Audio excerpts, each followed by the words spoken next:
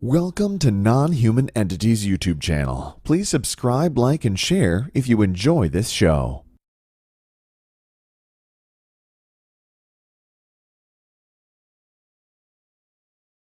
The first time. Hello. There you are. Welcome aboard, my friend. How are you? Thanks, Michael. Real good. Let me turn mute the YouTube here for a second. Yeah, okay. Good, great, man. I'm glad you got back with me here. Yeah, hey, I'm glad to have you here tonight. I'm looking forward. I always look forward to talking about the topic of Planet X because, you know, people bring up a lot of interesting stuff, and in my opinion, there's a ton, at least for me, circumstantial evidence, which I think, you know, it stands for something. So, and you know, I'm all ears because I always say with a topic like this, if we don't listen, and it does happen, you know, wouldn't that be a shame? So we're listening. So we're listening. So, but first, I thought, first, thank you for being here. Second off, I thought maybe give me a little bit of background. I mean, what got you so interested in Planet X? What made you believe? Well, I'll give you just a quick bio. I'm 61 years old. So I grew up in the 70s and went through all those fun times and everything. Then I got born again when I was about 24, got filled with the Holy Spirit, married, had a daughter, and backslid many, many times since then. But for the last 6+ years now, for some reason, it seems like the Lord's called me to be a watchman on this thing. I started out with the Comet Ellen and PSYOP, if you remember that, back in 2011. Oh, yes, I remember well. Yeah. Yeah, they made such a big deal out of all that, and of course a lot of people got caught up in it, and I think the reason I call it a PSYOP is because nothing came of it. So, you know, all that hysteria and everything that went down and all that conjecture, and then nothing happened. And then, of course, you had the Mayan 2012 December prophecy, too, and nothing happened. So that kind of took the credibility away from a lot of so-called truthers or, you know, end times watchers or whatever. Yeah. Including the Planet X crowd. So then I kept looking into it. And also that Ancient Alien show always intrigued me because a lot of the stuff they were showing on there seemed like had to be true, you know. But I was trying to fit it in and conform it to my Christian worldview or biblical worldview, as it were. So that was another thing that got me headed down the rabbit hole. So I opened a YouTube channel back in July 2011. And I just did it for the purposes of commenting on other people's YouTube channels and so forth. Because I don't know if you remember, but back in the day, you used to be able to have a nice little chat line down underneath each channel, and people would have discussions and whatnot. Yeah. Dutch Sense, he used to have a lot of stuff like that on his channel. You know, the guy that's doing all the earthquake stuff now. But anyway, then the YouTube modified that, of course, took that away, and it became harder and harder to really communicate. So anyway, the more I kept looking into Nibiru, you could see that the planets were being perturbed. Comets all started coming from the same places, all back around 2011, 2012. Then the planets started being pulled south relative to the ecliptic plane, so you knew there had to be something going on. And then I started watching the sky a lot, and I noticed that the moon would appear to be wobbling at times, and other bright objects in the sky would be wobbling. And then I came to the conclusion that it wasn't them that were wobbling, it's the Earth, because our magnetic pole's been sort of been deviating the last several years, especially as this nemesis brown dwarf sun with the 5 to 7 planets coming into the inner solar system. So you can still see that today. I mean, if you look at the sky, which most people don't, they're all looking at their cell phones or whatever. But you look at the sky, you can see the clouds going by in a herky-jerky fashion. Like you could tell there's something's disturbing the atmosphere even. Well, and then of course you had I just wanted to interrupt for a second. When you talk about the atmosphere and the clouds, where does the chemtrailing factor into that? Well, the chemtrails, I mean, they've been doing that for several decades, actually, you know. And I looked into that pretty extensively, and you know, I know that to be true. I've seen that the chemtrails are true. They have like aluminum, barium, strontium, and there's a lot of nanoparticles and stuff like that. But the basis of chemtrails are salts. Well, what am I trying to? Acetic acid. What's base salts? Like, I'm getting tongue twisted here. But anyway, That's okay. Yeah, they're salts that are instead of acidic, they're base, and what they do is they draw moisture in, and that helps to form the clouds, and then they can move them around with the HAARP and everything, especially with and intensify them or whatnot, especially with the aluminum and metal particles up in there. And there's been soil samples done and stuff like that to confirm that stuff's really in the soil.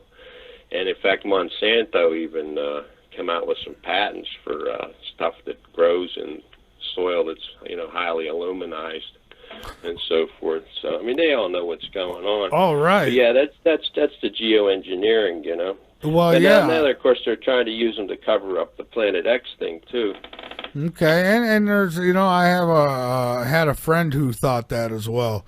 He used to say the chemtrails are up there to so we don't see what's going on up there. And well, I mean, okay, I kind of used to battle with him on it. I mean, you know, he could be right. I'm not saying I know it all because I don't, but it just seems like, wow, how do you hide something like that? Well, you know, they have technologies that we can even only dream about. You know, the stuff that they break out That's that true. they give us to see is maybe 50 years old. They have some cloaking devices up there. They even have a fake sun, believe it or not, that's in a heliocentric orbit, like about 220 miles above the Earth. It just stays in front of the sun all the time. Do you remember when the sun used to be yellow? Now it's a bright white, and it's almost like a blowtorch when you look at it. And, well, it's been caught on the webcams and stuff. There's always that black dot in the center, and it's actually not just a dot. There's a whole bunch of collection of dots. If you go to Jeff P's YouTube channel, he's got some good stuff on that. I think he's actually in our YouTube chat right now. That's who I see. Yeah. There's some patents on it. I mean, he even got pictures of it. I mean, it's unbelievable what they got. And then they got some kind of lensing or cloaking devices up there too. This like nano thickness lensing where they can, because all you have to do is change your point of focus. So if you're looking from the ground up, and of course the fake sun is because this thing's between the sun and the Earth now. In fact, 2014, that's when I started putting videos on my YouTube channel, late 2014. Before that, I was just commenting on other people's videos. And I took my 3G cell phone and I cut up one of them old computer floppy disks, and I taped a couple of pieces of that over the back camera lens just for some lensing effect. And I shot some pictures of the sun. In late 2014, that's when this thing made perihelion around the sun. And I think I caught the whole system pretty much. If you go to my Twitter page, that's the picture that's on my Twitter page at Robert Dunn 7, and it's red because of the floppy disk I taped over there. But you can see a bunch of objects up around the sun. And ever since then, it's been coming toward our direction. So it's between the Earth and the sun. So at some point, they had to put this fake sun up there. Otherwise, these planets would be eclipsing our sun all the time, and it would be quite evident and easy to see. Plus, they help obfuscate it by cranking up the volume on the fake sun because it's so freaking bright. You can't even look up there. Well, you know I know that they've worked on technologies. They have like what are considered artificial sun that they do a lot of testing with, and so on and so forth. But you're talking about an actual artificial sun in orbit that would... In orbit, yeah, in a heliosyncratic orbit, so it stays basically in front of the sun the whole time around. And at the time when they have the hardest time cloaking it is when the sun gets down closer to the horizon at sunset and sunrise. And you can see Jeff P. making some comments on there about that. That's when they have the hardest time hiding it. And I mean, if you look at these webcams, they're picking up some crazy stuff. Look at WSO. Steve Olson's been posting some pretty good pictures. He posted a couple today that the Mexican webcams picked up. And there used to be a guy, Dill Martin. He quit posting about 3 months ago, but he was posting stuff almost every day that people were sending him, or he was picking up from webcams.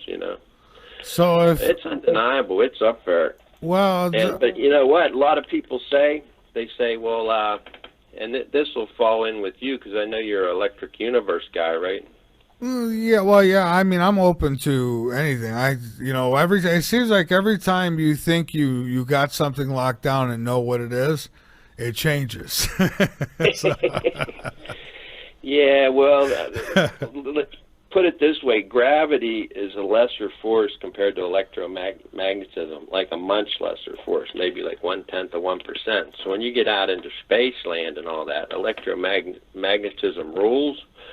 So the reason why some of these planets, because they're showing up pretty darn big on some of these cameras, are so close to the Earth, and we're not being like totally, whacked out of shape from gravity, because people think, they think it can't be possible that these things could be that big and that close to the Earth, and because of the gravity thing would take over. But the electromagnetic stuff is controlling it. So this second sun, the brown dwarf, has a big heliosphere just like our sun does, puts out a big magnetosphere. And, of course, the Earth has its own magnetosphere to protect the planet from the solar radiation and all that. So that's what's controlling everything, is the electromagnetic stuff. But once this, and there was the magnetopause reversal back in 2012, March. That's when the whole, you're familiar with the magnetopause? Yeah, a little bit. Not. I think I sent you a couple of things. You did. And so now, where can I actually see photos? Where can we? Like, I'm on your website right now. Is there anything on the website or no? On the website, yeah. If you go to the, let's see, you're on the Prophecy website. I am on the site is the Day of the Lord. Yeah. That's a blog I was led to put up there. I mean, I started getting this stuff back in early 2012. That's when I first started putting this whole thing together as far as prophecy-wise goes. But if you go on to the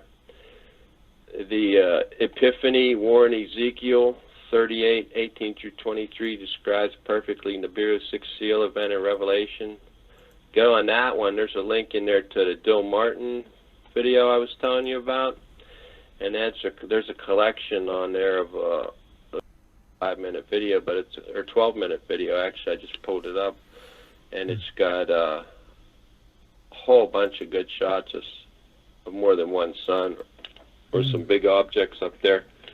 Okay, and I'm trying to get to your Twitter here, too, so I can look, because, I mean, I want to see these pictures, but we have I usually don't take calls right away, but he's actually a host on our network, so I will do it. Barry, welcome.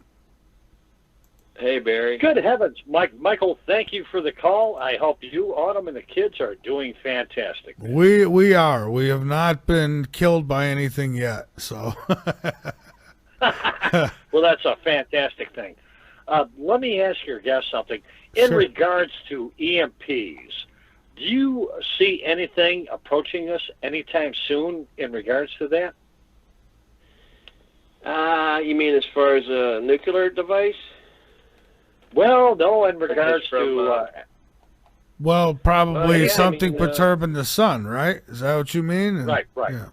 That's correct. Absolutely. Well, we just had a big CME that hit Sunday, and then, of course, we had that big Aleutian earthquake yesterday 7.7. I didn't see them covering that too much in the mainstream media, if at all. Actually, did you hear about that Well, one? see, Yeah, no, Russia had a big one. I thought it came up. I forget. It was a 7 point something. It was up there though. Yeah, 7.7.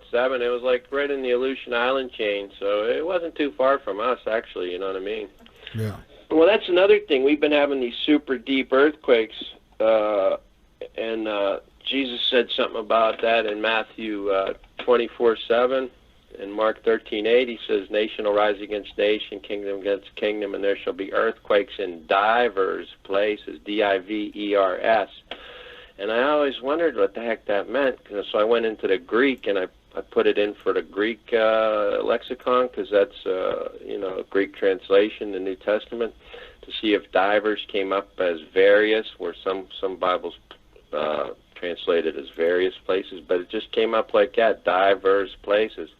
And ever since this Nemesis system's been getting close the last couple of years, we've been having some super deep earthquakes way down in the asthenosphere, below 450 kilometers deep, which there shouldn't be any earthquakes down there because the rock's like super hard, and there wasn't any before the last couple of years, and now you see like maybe 10 a week down there. And they just had a big 5.9 up near Japan, a deep one, and usually when you get a real deep one, another one maybe 1 to 2 magnitudes higher within like 1,000 miles is gonna happen in a shallower fashion, which that's what happened. If they had a 5.9 in Japan, a real deep one about a week ago, and then we got this one in the Aleutian Islands, like less than 1,000 miles from it, 7.7. Now, how ironic you should bring that up. Now, what do you suppose would cause a tsunami? To what extent under the ocean?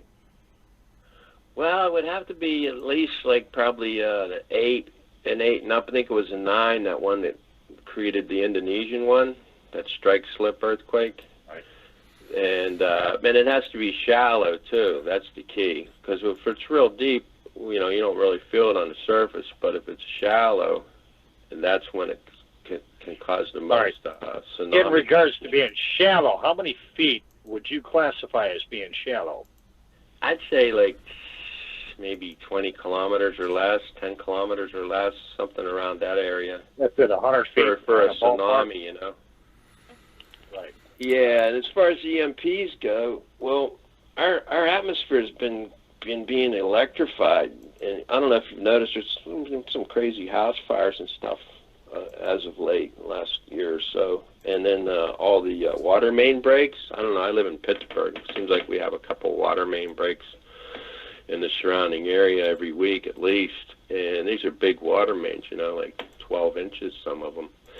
But as far as the EMP goes, this Nemesis system, everything's in physics, there's always equal and opposites.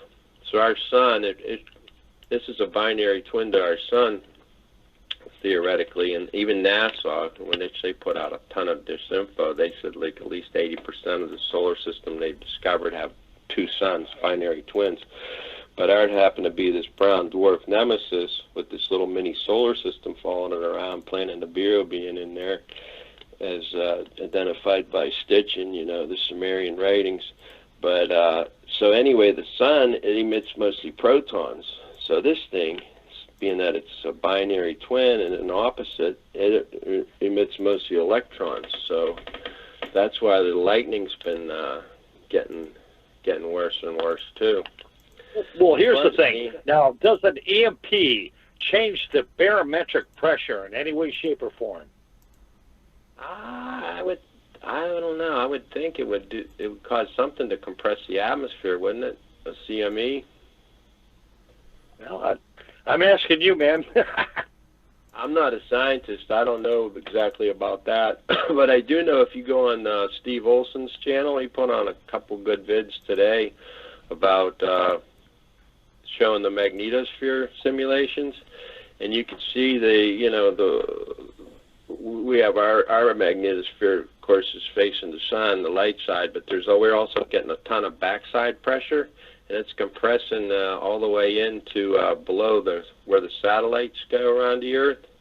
which is pretty unusual. So we're getting pushed by both sides. We're getting this backside pressure from the nemesis magnetosphere, and then we're getting the front side pressure from the sun, and Earth's getting squeezed in between. So I think that's why some of these rainstorms have been so intense, because the atmosphere's getting like squeezed down, compressed. But as far as barometric, I don't know about barometric pressure. Well, fantastic show, guys, and good heavens, I just thought I'd drop in briefly, and Michael, take care. All right. Yeah, check out WSO. He's got a couple good vids on that. Magnetopod's getting compressed right now. All right. Okay, Barry. Yeah, thanks for the call, Barry. And listen, we'll take calls after the next break from here on out. I wanted to let Barry in on it. Now, I am looking at a couple of the pictures. They've got your Twitter on them, so I made sure they were yours, just a couple of them. And one is on that Twitter. Yeah, and one it looks like I guess it's the sun, and it's it's in a different shade, and it's got the it looks like there's a lot of things there, and I'm wondering, okay, before I even get into this picture, now you say it's between the sun and the earth. So if that's the case, how come we're not seeing it? Is that because you say they're using technology to keep us from Well, we are seeing it. I mean, like I said, if you look at I haven't seen it. Skycam pics, well, you're not seeing it with your naked eye. No, you got it has to be picked up by a camera, basically. Well, the reason I ask is because, I mean, at night you could see, Jupiter, you could see Saturn. So I'm wondering if the sunlight shines off this thing, wouldn't we be able to at some point see it or be able to capture it? And I'm not trying to trap you. I'm just asking. Yeah, you would think so. You would think so. But I'm like I said, they got cloaking devices, and they got technology that. Well, you're probably aware of that, Gary McKinnon, when he hacked NASA. Oh, yeah. The whole space fleet. I spoke with him, yeah. Everything. Yeah, he says there's the Navy has a space fleet, and there was something, I think they were called non-human security forces or something like that. I don't know what that's supposed to be. Yeah, they're in league with the ETs, but I think they're fallen angels, to be it myself. You ever heard of Joe Jordan? No. Used to be a MUFON ET abduction field investigator. He was strictly, I guess, assigned to doing abductions, and there's quite a few, and I've seen some of that stuff on TV where they get these abductees and they pull stuff out of their hands and stuff that got implanted. You know what I mean? Right. But he found out that one constant was anybody who knew the Lord. And if they used the name of Jesus, these ETs would just like, poof, they're gone. So that tells me there's some kind of an evil entity or maybe a biologically engineered entity, something like that. But there's something that's satanic about them, is my point. What, the ETs? Why would the name of Jesus make them go away? Joe Jordan, if you check him out, he's got a website, CE4 Research, I think, Alien Resistance. And, he's got some videos on YouTube, too. Okay. But, yeah, he quit MUFON after that because they're not really into the Lord or anything, MUFON. But, yeah, it's all breaking down to basically we're in a celestial war between, we're caught in the middle. Humanity's in the middle of a celestial war between Lucifer and the third of the fallen angels that went with him and God. And we're stuck in the middle. And we inherited the fallen gene from Adam. So then the second Adam came along, Jesus, and he's the only way back to the Lord. Because when Adam and Eve came down, they were created in God's image, and God's a spirit. So, and they were clothed with glory. They didn't have clothes on, but they had the glory of the Lord on them. And then when they disobeyed and took the fruit of the knowledge of the tree of good and evil, that's when the glory left them. So then they become aware of their nakedness, Then when God came down to see him, and well, of course he probably knew anyway, they hid from him. And ever since then, it's been bad news for the human race. So then Jesus finally came to redeem us, and now the time's getting really short because this is the clincher for me on the timeline. Because Israel, that's basically the macro key to this whole thing. Because Israel was dispersed, for like 1900 years or whatever, all around the world. And then when they came back and became a nation again, when by UN decree on 11/29/47, Jesus said in Matthew, somewhere in Matthew, that the generation that sees Israel become a nation again will also see the return of the Lord. And I did some research on it. There's like 3 different representations for generations in the Bible: 40, 70, or 100 years. So if you take the 70, which I'm leaning toward because of this Nibiru thing, the Nemesis system's so close, it has to be the 71, because there's no way we're going to be around for another 30 years with this thing as close as it is. So you take 47 plus 70, that's 2017, and we're in it. And then you got all kind of other stuff lining up relative to Israel. It's the 50th anniversary since they retook Jerusalem. 70th Jubilee since they left, since Exodus. And the Jubilee is 50 years, so this is the 70th Jubilee. And it began in October, and it's going to end in October this year. So I think we're pretty close to the end, Michael.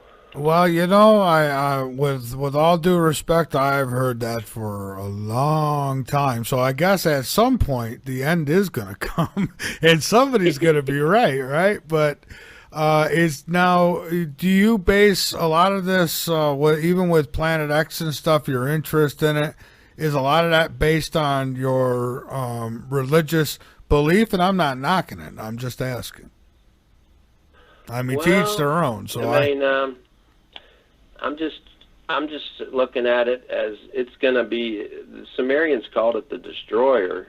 You know what I mean? The destroyer of worlds. And there's speculation pretty close that it could have been around, because it comes around every 3,600 years or so.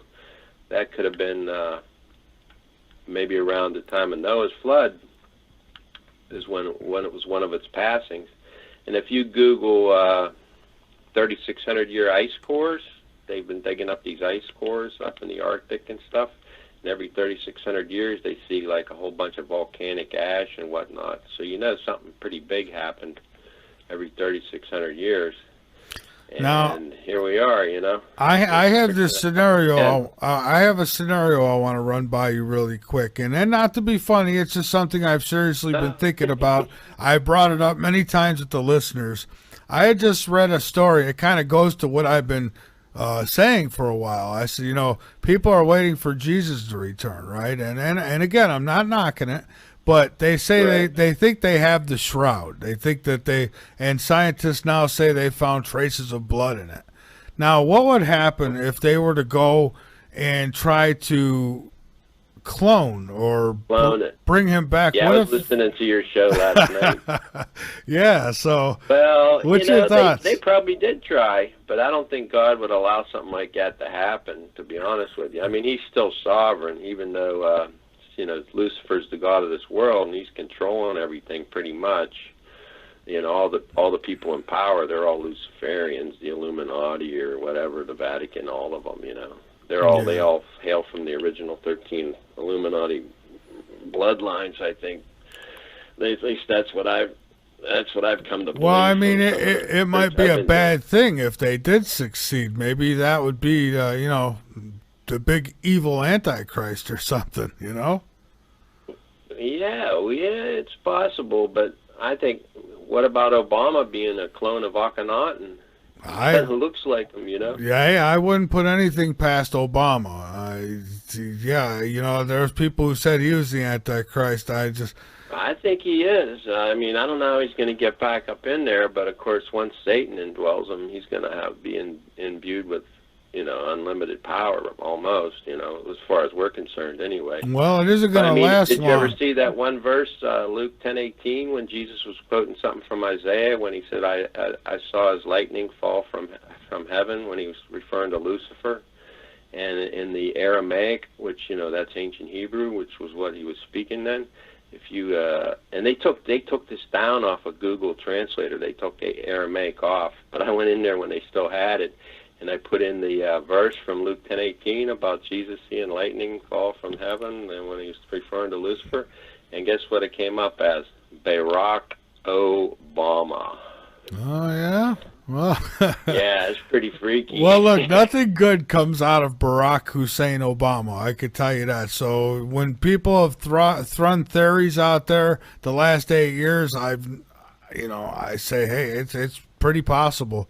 I mean, the guy is really sneaky. He's everything you would expect that person to be. That's for sure. But Andy, remember when he made that 9/11 speech, and he quoted Psalms 46, "Be still and know that I am God."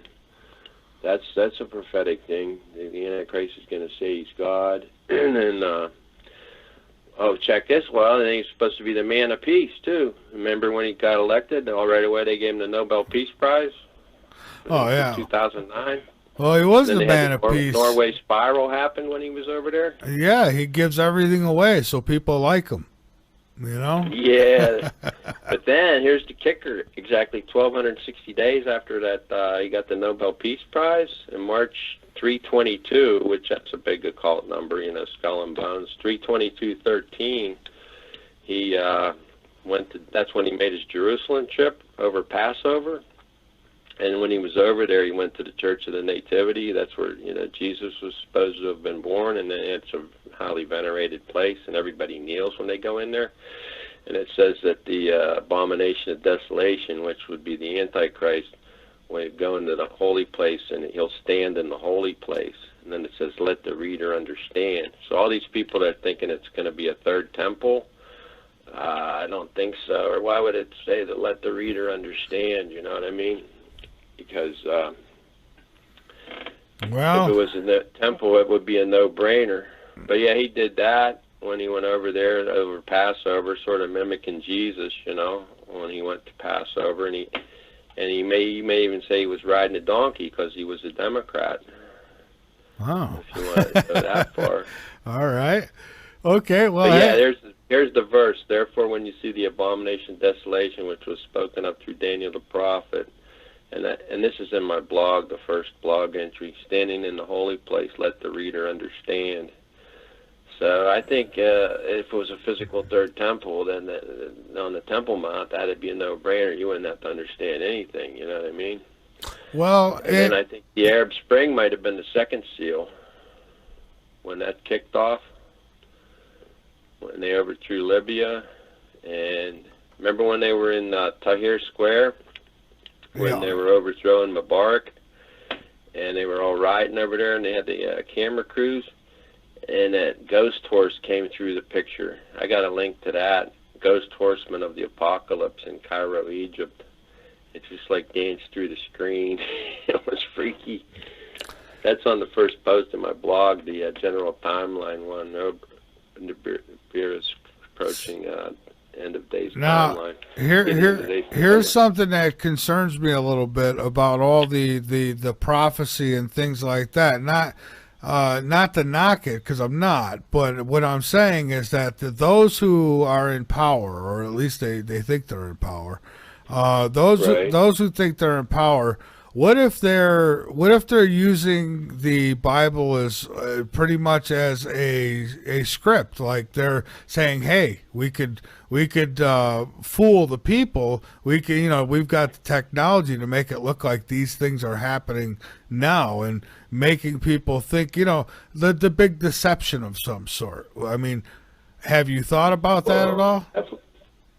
Well, yeah, there's definitely going to be a deception. I mean, a lot of people say Project Bluebeam is going to somehow camouflage the rapture, and they're going to have alien things, stuff like that come down or whatever. But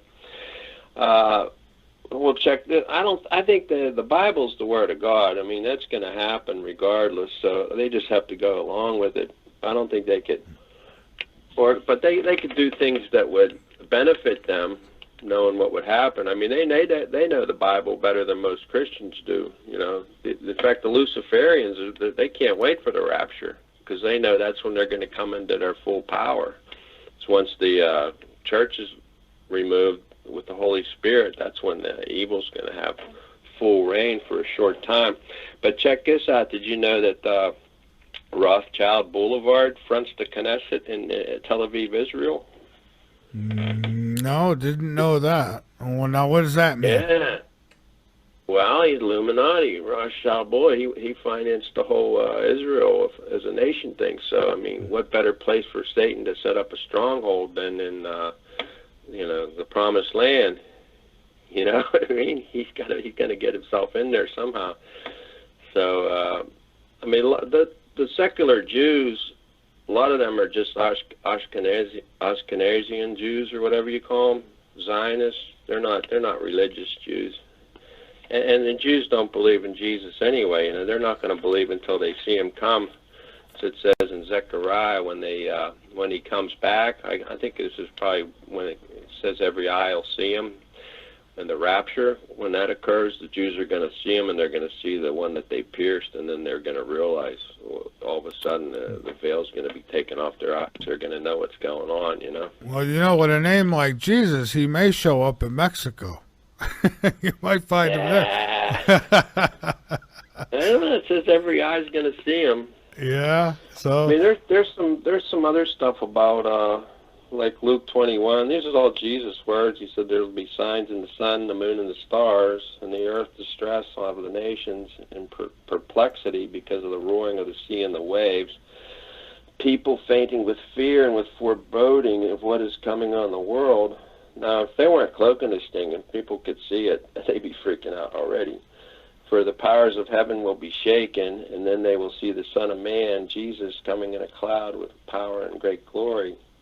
And that day will come upon you suddenly like a trap, for it will come upon all who dwell on the face of the whole earth. But keep on alert at all times, praying that you may have the strength to escape all these things that are about to take place. Now, I think that's pretty good description of the x-niburi thing coming, don't you? well, I think it absolutely could be. I'll be honest with you. I'm one of those guys who I love proof, I love evidence, but just because I don't have evidence doesn't mean that I close the door on things. Now, as far as Planet X goes, I have reason to believe there's some truth to it somewhere. I don't know what that truth is, and I don't know where this thing is, but I do believe there's something to it, and that's why I open the door for it quite often on my show. When it comes to a lot of the biblical and religious stuff, I mean, I guess I'm not mainstream on that. I kind of go different routes. I think ETs interfered somewhere along the lines, but that doesn't mean I'm right just because I think that. So I kind of go a little differently on it there. But again, it's not about me tonight. It's about what you think. So. Yeah, I appreciate that. I mean, I really appreciate the platform, to be honest. I mean, I was surprised I got on the show. Well, I used to have a YouTube channel. They shut me down. They disabled my channel. And I can't open another one from this IP address from this computer. I had mine a couple times now since I've had it. It's been taken down, and I had to get a lawyer to get it back up. But you know what I'm talking about then. Oh yeah. It's you ever hear about get back to the blood thing with Jesus? Did you ever see the stuff about Ron Wyatt finding the Ark of the Covenant underneath Golgotha, where Christ was crucified?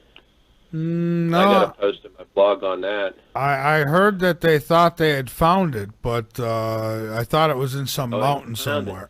No? No, they found it. Yeah, he found it. Ron White, he was a Seventh-day Adventist, and he loved the Lord. And I guess he was an amateur archaeologist or whatever, and this was in the 80s. He was digging around, and he was under Golgotha, which means the place of the skull. Supposedly that's where they buried Goliath's head. That's why they call it Golgotha. And that's where Christ was crucified, right?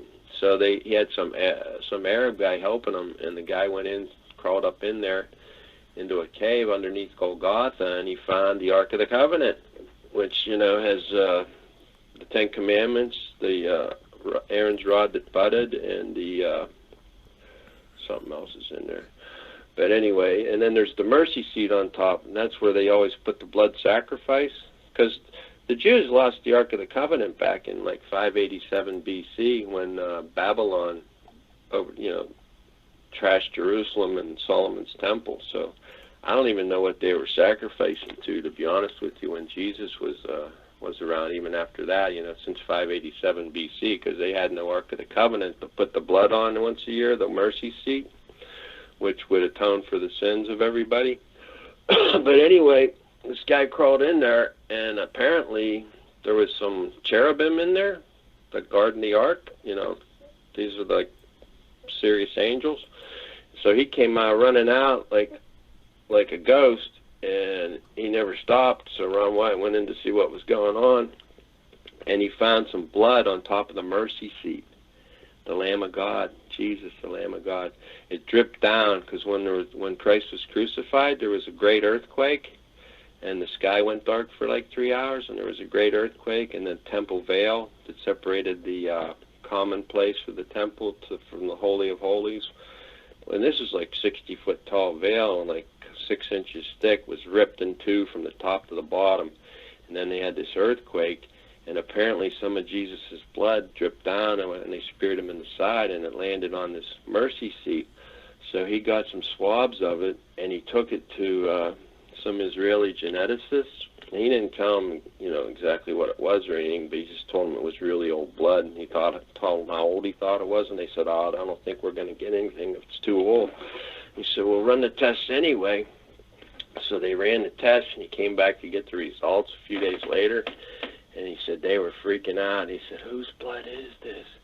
And he said, "This is your Messiah," because it had only, like normally you get 23 chromosomes from your mom and 23 from your father, so you have 46 chromosomes. And so that Jesus' blood, this blood only had 24 chromosomes, 23 from the mother, Mary, and 1 from the Father, the Holy Spirit, God. And that ties into him being all God and all man, that's how he was sinless, because the bloodline comes from the Father. The baby's in the womb. Well, listen, the blood doesn't get mixed. Blood doesn't mix with the mother. I got a few questions here from listeners I want to throw at you, and then we got a break coming up here quick, and then I want to just make a comment to the jackass who was just in the chat room asking, what cost that kind of money? Well, you wouldn't know, because your whole life everything's been free for you, because you're one of those scumbags who want everything handed to you. Here's the deal. It costs money. It costs money to pay the bills. It costs money. This is my full-time job. You got a problem with that? Then don't listen. It's that simple. I love these idiots who come in and go, what do you need money for? What are you asking for donations for? Why? Because you don't sign my checks, jackass. That's why. That's right. Now, with that being said, you can't make no money off YouTube, that's for sure. No, well, no. I just, they come in and they try to make a scene because, they want everything handed to them. They're the ones who want free college, free health care, everything free. But ask them to do something for somebody free, and they run the other way. They probably don't get out of bed till 6 o'clock in the evening because they were up drinking and smoking dope all night. Anyways, Gigi has a question here. Michael, could you ask the guest about a video posted on Steve Olson's YouTube channel on May 28th showing a large celestial body hitting Jupiter? What's your guest's take on that? That was probably one of the asteroids or comets associated with this Nibiru system, because it's dragging a lot of stuff with it. It's got a huge debris field. I think I don't know how familiar you are with the Core 2 satellites. Well, supposedly NASA says the Core behind satellite malfunctioned a couple years ago, so they no longer get a feed from it. So all you get is pictures from the Core 2 ahead satellite, which the couple times it showed up, there was like 3. I could send you this in an email, Michael, but there was 3 huge like planetary bodies down in the foreground. It shoots the sun. This satellite shoots the sun and then points toward the Earth. And then there's a huge debris field down to the left. Now, here's what it is. If that was the Core ahead satellite, that would put this Nibiru system like on the other side of the sun, be like 180 million miles away from us, which we already know that can't be the case. And a lot of these trolls channels have been trying to push that. But this is the kicker. It's really the behind satellite, and Earth is just heading right toward this debris field. So that's why the asteroid counts, meteor counts are going way up and everything else. I'll throw another one in your court here, too. The moon was just recently struck by something. Yeah, I think same deal, you know. Yeah. It's asteroids, meteors from the Nibiru debris field, because it's dragging a lot of stuff along with it. It came through the Kuiper Belt, and I'm sure it picked up some stuff along the way through and all that, you know. All right, JH asked. And it's showing on the Core 2. Core 2 showing a big debris field. Okay, I'll give my email if they want to email me. I can send them the stuff. It's rjd_free@yahoo.com. And I could send them. I got all kind of stuff saved up. All right, great. And hey, if you share some of it with me, I mean, you have sent me quite a bit. I'm still going through it. I mean, it was a lot of stuff. So, yeah, I'll share some of it too. Now, JH wants to know. Can you put it up? Can you put it on the screen if I send you one now? If you do, yeah, I could get it up. Not right this second, but I'll get it up during the break. I'll load it on. Okay, I'll send you that one on the Core 2. Okay, and you're going to be 3 planets. It only came in like this is like every 15 minutes. This camera shoots. You know what I mean? The satellite thing, or that's the only pictures you get. And it only showed up like on one frame, but I'm pulling it up right now. All right, and JH wants to know what the 26,000 cycle is about. I'm not familiar with that. What's that in regards to? I have no idea. She says, does he know what the 26,000 cycle is about? It's something to do with the galactic. Maybe that's what takes that 26,000 years to make a trip around the galaxy or something like that. I think it might be associated with that. Do not know, but I've just refreshed. I've been told I had to refresh. So, folks, if you want to get questions to me, you could do it in the LateNightInTheMidlands.com chat room on my website. You just click my name. You could ask a question that way. The other way is get them to the moderator in the YouTube chat, and the moderator will get them to me. And so we've got a break coming up here, Bob. So why don't we go ahead and take that break? And send me that photo, and I'll... Yeah, I just sent it. Okay. I just sent it. All right, I'll get a sheet. And then I sent, there's another link there that shows you where the core ahead and core behind satellites are relative to the Earth, supposedly.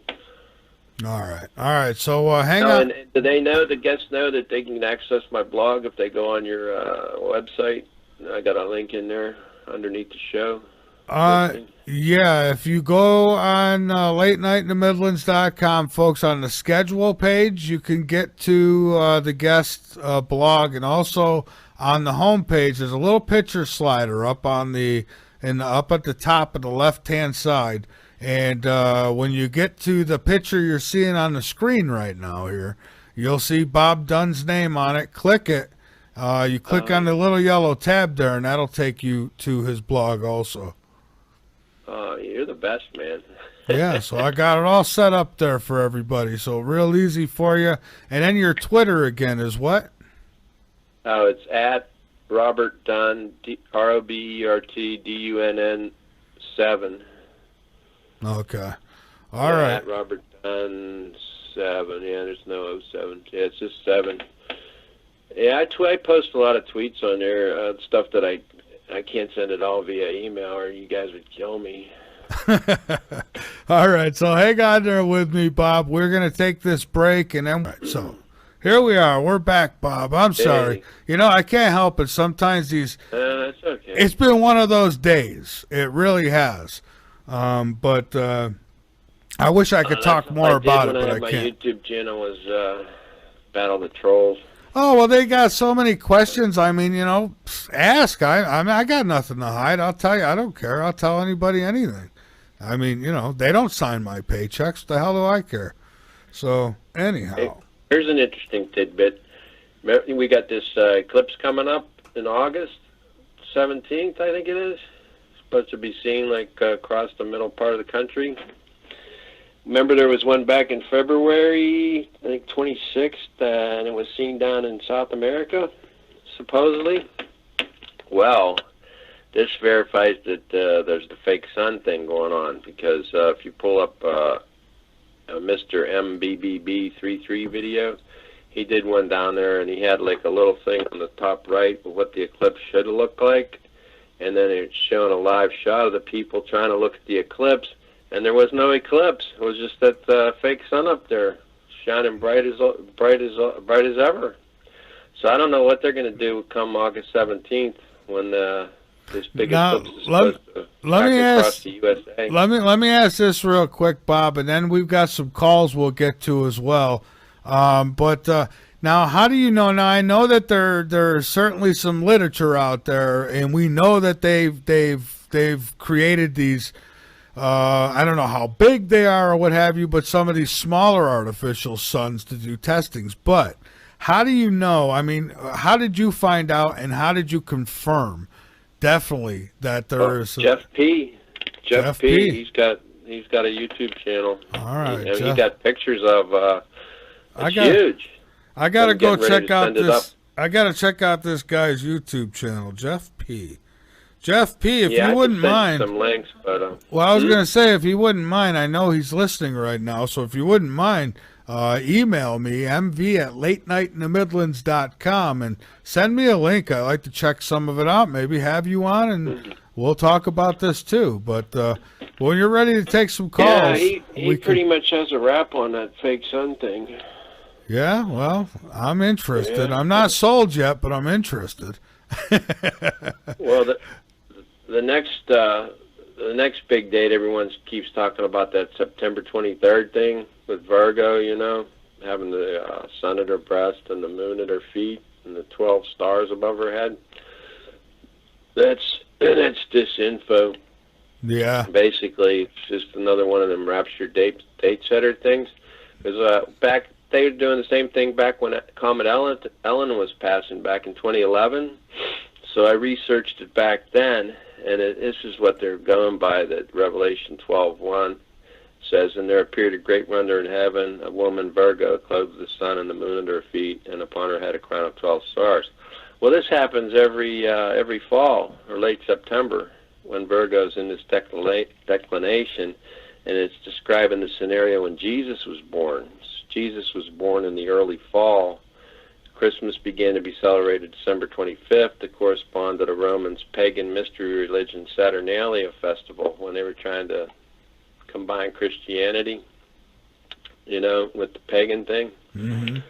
So I'm not looking for anything special to happen on September 23rd. I mean, it could happen before that, in my opinion. All right, well, I'll tell you what. Well, let's take some of these calls now, folks. I'm gonna mute. You get muted. Stay muted. Don't unmute yourself, and I will, as I come to you, I will unmute you. So let's take our first one here. 917 out of New York. Welcome to Late Night in the Midlands. Who we got here? How you doing, Michael? It's Pete from Long Island. Hey, Pete. Welcome aboard. Thank you. Hey, Pete. Great. Hey, how you doing, Bob? Great show tonight. Thanks. Yeah. Thanks. Yeah. First thing. Thanks to Michael. Thanks to Michael for bringing me on. Without a doubt, I had to laugh, Michael, when you went on that rant about the trolls. Let me tell you, to me, one major sign that the end is definitely got to be near is think about all of these kids, okay, that are out there, that their families are supporting them, and they're like not even kids anymore, so they're adults. No, they're 40-year-old adults. Say they're in their Right. parents' basements. Right. Yeah. So how in the hell would it be possible? And let me tell you, this is all over the world. This is not just an American thing, because I know people. Now I'm 50 years old, and I know people that have kids all over this planet, and almost all of them to this day are still supporting their children. Now, what are these kids going to do when their parents die? It's almost like, people always say they're concerned about people that have mental illness and that have all these issues. Just the average general jerk is being supported by their parents.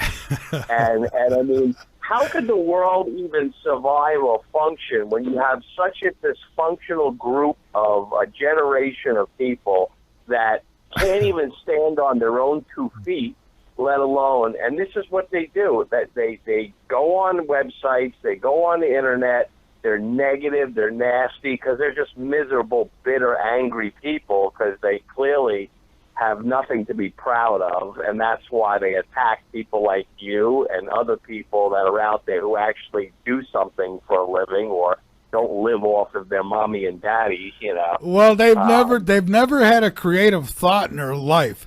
They wake up, Right. they sit up on the couch. The first thing they do is they look at the clock to see if they got a few more hours of sleep before they meet their best friend down the street, and they go sit down in the park and get drunk together. I mean, Exactly. But don't forget, this has all been by design, Yeah. The Oh, I powers know. that be. They've been dumbing the kids down and feeding a bunch of crap in school and all that, taking God out of the whole equation.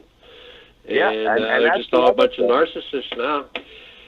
Yeah, and that's what I truly believe, Bob. That part of it is definitely part of some. There's got to be more to it, because to all these things that have kind of fallen into place, and it's not a good place. So you've got. Well, they said that if you look at an 8th grade exam back in the 1800s or something, what you had to know to pass 8th grade, you couldn't. Kids in college couldn't pass that thing now. That's how much they dumbed everybody down. And Right. They That's took away true. critical thinking, the dialectic Yeah. and all that. And I truly believe that, removing God, trying to take religion out of people's lives, and to push this agenda of, everyone should be accepting of, this, that, the other thing, but they don't want to accept religion or God, but we should accept, Yeah, that's the only thing, yeah. somebody. Right. I mean, Anything but Jesus. Anything but Jesus. Well- You could be a Muslim terrorist, and they'd like you better than. Well, I could tell you guys this: if Hillary Clinton would have got in, you could bet that she would have finished off religion for you. Well, at least Christianity.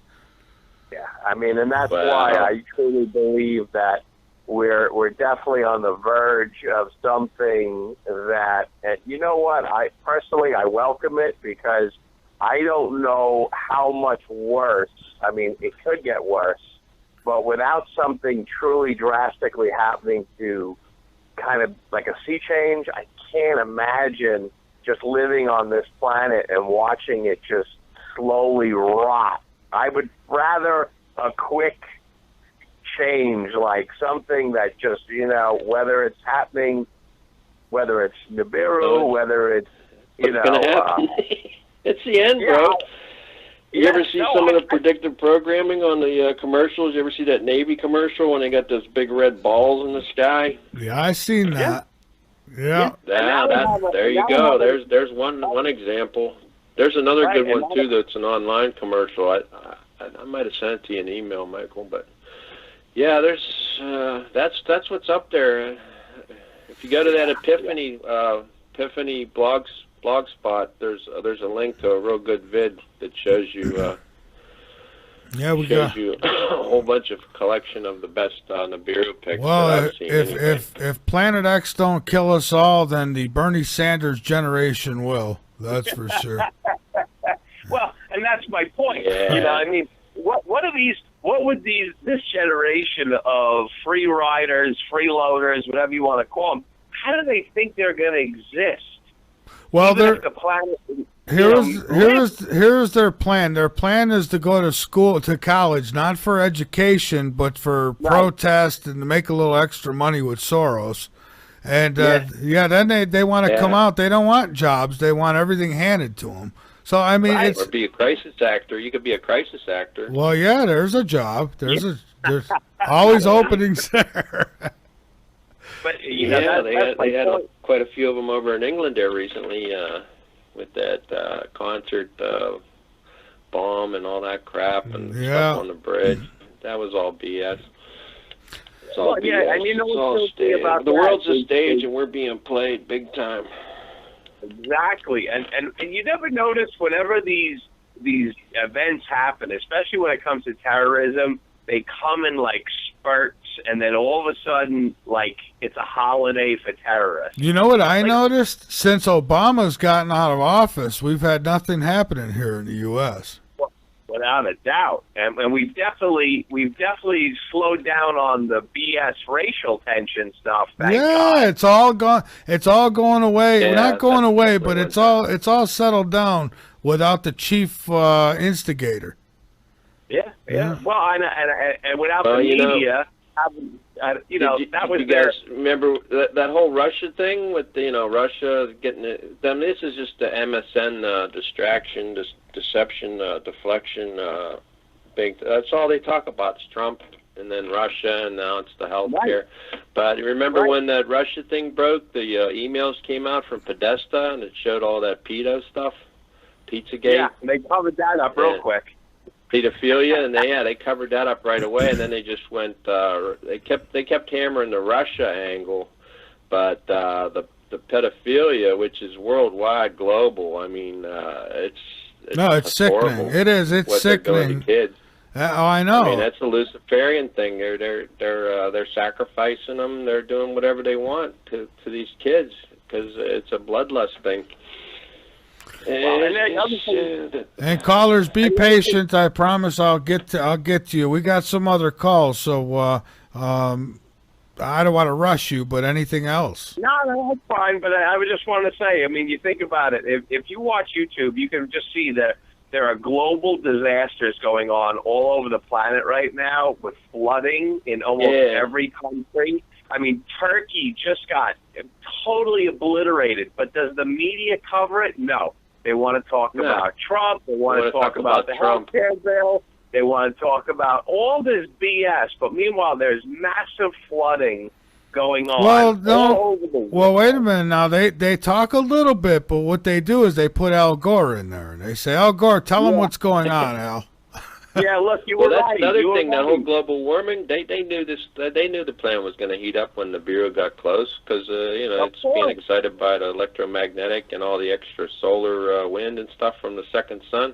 They knew it was all going to happen, so they invented global warming, and then of course they profited on it by with the carbon tax credits and all the green stuff. Oh yeah, Al Gore's so worried about it. He's taking his gas guzzling jets everywhere he can to talk about it. Yeah. Yeah, I mean they're going to make money off it regardless, but they're going to spin it any way they can. They knew it was coming. Yeah. I mean, all the suspicious deaths of the astrophysicists. You seen anything about that since when they first discovered it back in the early '80s from the IRAS telescope? I've seen evidence of suspicious deaths of all kinds of scientists, whether it be Nibiru and other things. I mean, just let's face it. You know too much. Things happen to you. Biomedical guys. Yeah. But remember Shoemaker, he was one of the biggest ones. He was fixing to release a paper, and he was in his observatory over in Australia, and supposedly got run over by one of them triple semi trucks in the outback in Australia, and then his observatory burned down right before he was fixing to come back to the States and release this paper on the Nibiru. And same with Harrington, the guy who used to be the Secchi top astronomer, and the guy who had the meeting with Sitchin about Nibiru and the Sumerian thing. Yeah. He was shortly thereafter. He ended up dead with some rare form of cancer. They all die from a rare form of cancer, or they get run over by a car, or, you know, something like that. Unless the Clintons are involved, then it's a bullet to the head or hanging. Right. Yeah, look at all the money they made off Haiti, him and the Bushes, you know. Yeah. I mean, where'd all that money go? They raised probably close to $1 billion for that Haiti relief earthquake thing. Oh yeah, they right kept in their it all. pocket. Oh, I know. It's just, you know, how much these people going to get away with? I don't want to see them get away with this stuff. And sometimes, you know, you see all the Madonna and these other scumbags. They get all these people out there protesting about nonsense. Imagine what would happen if the people came together about something worthy. You know, these people get in office. They don't have any money, but when they come out, they're multimillionaires. Oh, I know it. Yeah, Obama included. I mean. And then I get jackasses who come and say, "Why are you asking for donations? You're going after the wrong person." My God. Yeah, and that's probably the same kid who asks his parents for like $500 every other week because, you know. Yeah, and if he don't get it, he'll take him to court. Because he's entitled. Anyhow. Thanks for taking my call. There's not much time left. I mean. All right. Thank you, my friend. I appreciate it. I look forward to hearing from you again. We've got our next call here, 214 out of Texas. You are on Late Night in the Midlands. Who we got? Hi, Michael. This is Jose. Hey, Jose. Welcome aboard. Hi, thank you. Hey, Jose. All right, Bob. So, my question to you is, when you talk about Nibiru and astronomy and planetary bodies and pretty much hard facts that we can see in the sky, and then you mix it with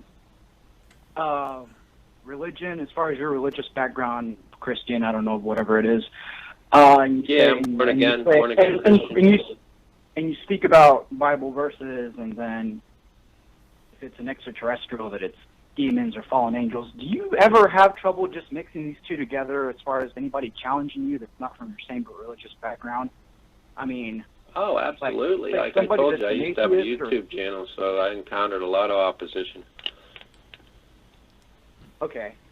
So if I was to come to you and let's say I'm a Buddhist and we were talking about the same thing, but I was to attribute it with, oh no, it's not God, it's Buddha or whatever. How would you react to that? What would your reaction be to me? Well, I'd say that Jesus was the only one who defeated death, you know, and isn't that the goal for everyone? Eternal life. He defeated the grave. Buddha's still in the ground. Well, Jesus, in all fairness, he hasn't come back yet.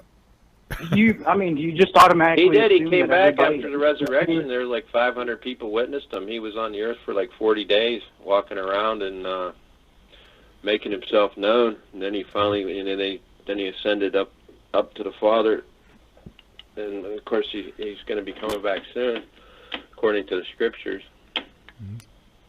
Right, but yeah, I mean, he defeated death. That's the whole thing. He's the only one that came down, became a sacrifice for humanity, and for humanity. What do we need to be saved from? What exactly do we need to be saved from? From eternal separation from God and hell, and then the lake of fire. Huh.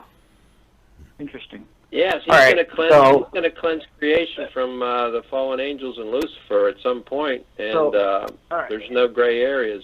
Like I mentioned in one of the blog posts, that we're caught in the middle between the celestial war between Lucifer, who rebelled against God, and we're in the middle. So we have a choice. We have freedom of choice. We can either Lucifer choose. rebelled against God, and what exactly did Lucifer need to rebel against God? Why did he rebel against God? Well, he tried to elevate himself above God, even though he was a created being. He was one of the highest cherubs, and he tried to elevate himself above God, make himself like God, and it was pride, basically. Pride. That's the original sin, and that's the problem with most people, even a lot of Christians who try to by being good make themselves better Christians, and that's not the case at all. You have to it's all by grace. So you're saved by grace through faith, which is a gift for faith, not of works, lest any man should boast. So it's all about Jesus. So basically, rely on him, and that's it. So basically, caller, he has a very strong faith in his religion. So, and I say to each their own. I don't know. Here's the thing. No, I understand, but here's the thing, because when you started talking about Gary McKinnon, and then that subject leads to extraterrestrials, and all of a sudden you started saying that they're fallen angels or that they're demons, and you said two different things. Let me ask you more logical. Well, I just gave an example. What makes Judge those Jordan demons so found out superior? all the abduction scenarios that when they invoked the name of Jesus, that the aliens went poof, they were gone. So what's that tell you? Well, it doesn't tell me anything. All that tells me is that the universe is full of life, and we're part of it. And so if they're demons, I guess that's going to make us demons.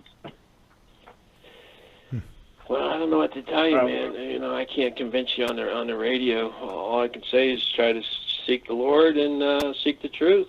If you have a Bible at home, get the Gospel of John out. Just read the Gospel of John prayerfully. Say, God, just show me if this is true. Give me some kind of revelation. Download some understanding in me, and take it from there. It says, if you seek the Lord and His righteousness, you will be filled. So you got to seek after it with your whole heart. All right, well, Jose, listen, I'm with you. I don't think extraterrestrials are demons and all that either. But thank you for your call and for your challenging questions. But here's how it goes. The guest has a strong faith. You're not going to change that on him. Just like you don't have a strong faith, he's not going to change that on you. So what we do is we just try to, I guess, respect each other's way of thinking and I don't know, try to coexist, I suppose. Well, if you think about it, Jesus is always the flashpoint. Do you hear anybody taking Buddha's name in vain or Muhammad's name in vain? It's always, it's Jesus. And then you get these well, it depends what country you're in, I think. Channel entities and stuff, and they're all trying to make Jesus out to be somebody that the Bible says he isn't. So, I mean, it all boils down to who is Jesus. Well, yeah, and I personally don't think the Bible says enough about him. I think there should be a lot more in there about him, to be honest. But anyways. There's a ton of prophecies, like 700 years written before he was born, about his virgin birth. He'll be born in Bethlehem. I mean, there's a lot of stuff in there. Yeah. That's what makes the Bible so interesting. Every prophecy in there has come true. You can't find one that didn't. Like, you got that movie that just came out, that journalist in Chicago.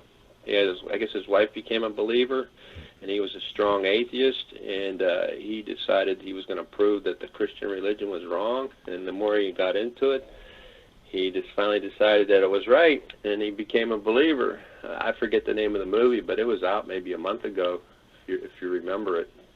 Yeah, but on the other side of that coin, I've seen where people have gone around the world to investigate all the religions and see if anybody had the true answers, and a lot of times they come back empty-handed. And not to say that the answers aren't there, they just came back empty-handed. So, I mean, it depends who you ask, I guess, as far as what answers you're going to get. And, some people just don't want to hear it at all. Me, I'll hear it. I just, Yeah. But let's take a call here in North Carolina. We have 704 area code. Who we got on the line with us? Oh, wait a minute. Now who do we have on the line with us? Hello. Hello. Welcome aboard. Hey, it's your neighbor. It's Jeremy.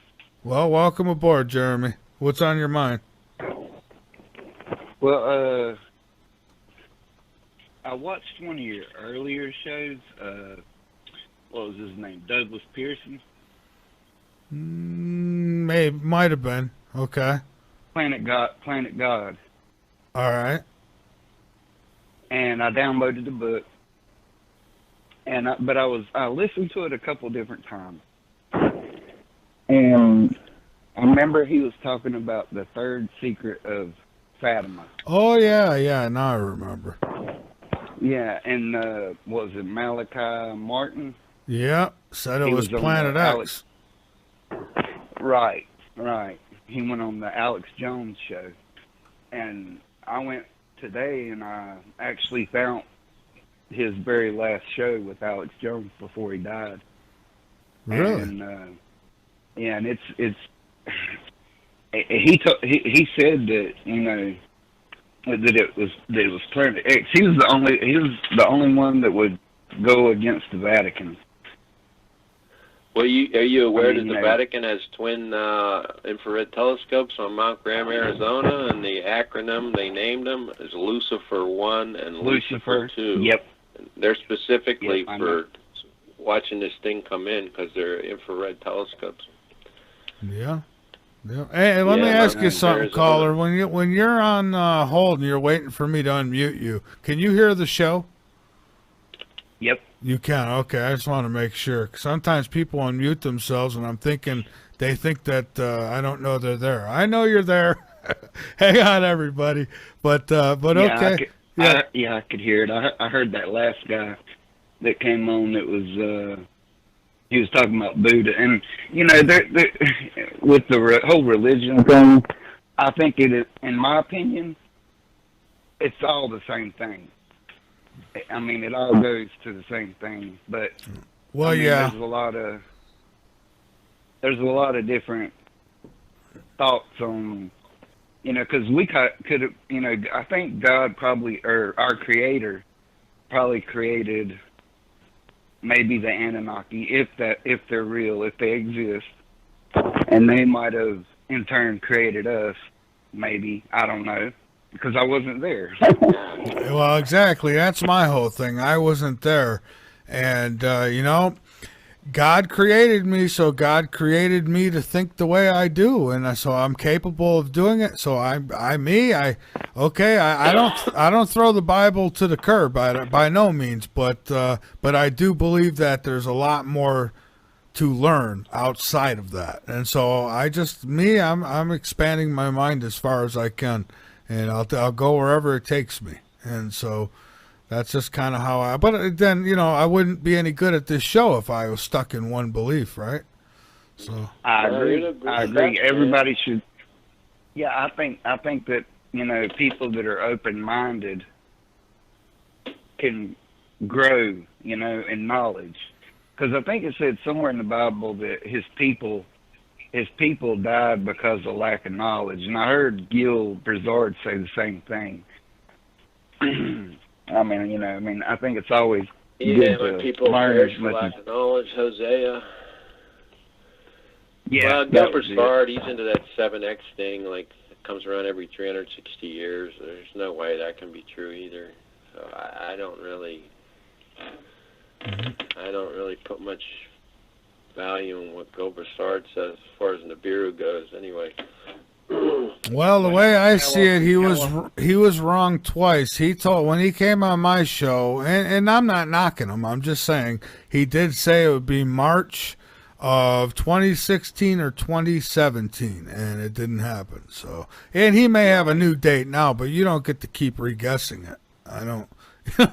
I think, you know, a couple strikes, you're out. I was following that Terrell Croft for a while there. You know, he had those earthquake 188-day cycles relative to the dark star planet, you know, the dark sun or whatever he called it. It looked pretty good, and I actually thought that maybe we were going to have something happen in 2015, March or May 21st, 2015. That's what he was pointing to. Then all of a sudden he went way crazy and said, "Oh no, the thing backed up and it went way out there by Leo." And then, oh, you went crazy. How about Patrick Broussard saying that he went out there and stopped it? Hey. You mean Patty Broussard? Yeah, well, Patrick is his real name. Yeah. Yeah, that was another. I heard that myself.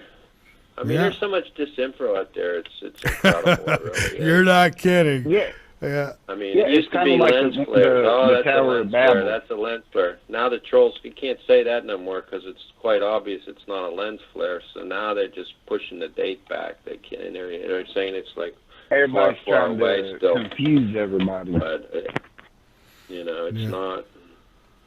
But the point is, I don't know. I'm not going to convince anybody about or convert anybody on this show or anything. But my whole goal this whole time has been just to make people aware of it, and that whenever they do, when it does become too real for them, that they do have an out, and if they call upon the name of the Lord, they can be saved. Because that's how merciful God is. And if you really call out from your heart, if you don't get eliminated when all this catastrophe starts to happen, and you call out the name of the Lord, you're going to get saved. Even if you miss the rapture, you might have to hang around for a while and be persecuted or whatever, or martyred. But just don't take the mark of the beast, which I believe is going to be some type of a chip, because it says it's going to be in your hand or your forehead. You can't buy or sell without it. And they already have a big computer in Luxembourg called the Beast. They've had that for years and years, which has everybody's social security number in it, supposedly. So they have the whole Beast system set up, ready to go. Yeah. And then you get George Guidestones, telling you they want to reduce the planet to 500 million. And, I mean... Well, I wish they'd start with themselves. They could start with themselves and their own families. That would be great. Right.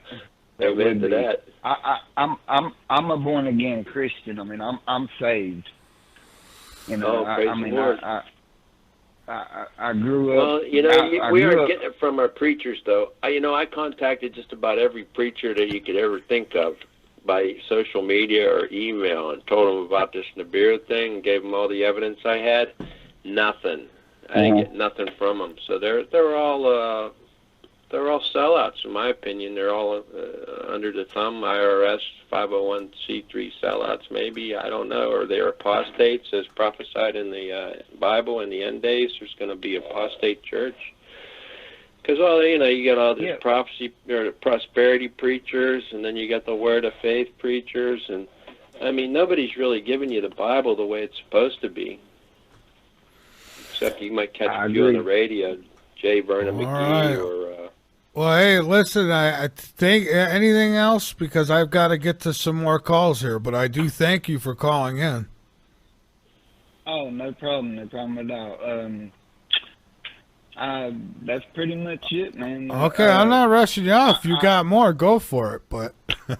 Well, have you guys been seeing... like I've been getting on watchersweather.com and Europe, I think it's called Europe weather.com, and Italy. I mean, there's hailstorms that are just crazy, and I mean, I seen a video today where there was flooding that was down, and like if you went into a subway, the water was just people. In Spain or something, or Italy, I think. They're having tornadoes, too, places that they never had tornadoes before, you know what I mean? And there's dust devils and stuff. Yeah, well, like this past Christmas, it was 80 degrees. Well, that's another thing. Look at the weather. I mean, it's 100-some degrees in Boise, Idaho, and Portland, Oregon. Come on, that's crazy. Oh, yeah, stuff's melting out down in Arizona. They got signs melting, people cooking on their dash. Yep. I mean, the weather's definitely getting worse. It's all from this Nemesis Nibiru system. It's wreaking havoc. And it's going to get worse. But hey, do here's you a think, point. I mean, do you Remember do we you mentioned know- chemtrails, Michael? What's that? Chemtrails? Yeah. Remember we were talking about that? Yes, sir. Well, I found out a way to defeat the chemtrails. It's vinegar. All you got to do is pour a couple gallons of vinegar out. Just pour it outside, even if it's raining. And the acidic acid is chemically attracted to the alkaline base salts in the chemtrail clouds, and it just blows them up. All right. So if you guys have any severe weather in your neighborhood coming around your way, just throw out a couple gallons of vinegar and be amazed. You'll see. All right. Well, Jeremy, thank you for your call. I appreciate it. I hate to rush people along, but we've got a couple more. I've got a break coming up here soon. Let's take our next one, Rochester, New York. Who we got? Can you hear me? I can hear you. Who we got? Kim. Oh, hi, Kim. Hi, Hey, I Kim. emailed you today. Good. How are you? Thanks for taking my call. Thank you. So, so you're in Rochester? Yep. Oh, all right. And my old stomping grounds. But yeah, welcome aboard. Yeah, a lot of crime up here. Yeah, well, you know, I get a little excited when somebody from my home town calls in. It's like a little piece of Rochester. I'll take it any way I can get it. Yeah. I figured I have you a were question. in South Carolina. Go ahead with your Go question. ahead. I'm sorry, Kim. What about the Mandela effect in the alternate universe? The fact that they moved the Statue of Liberty?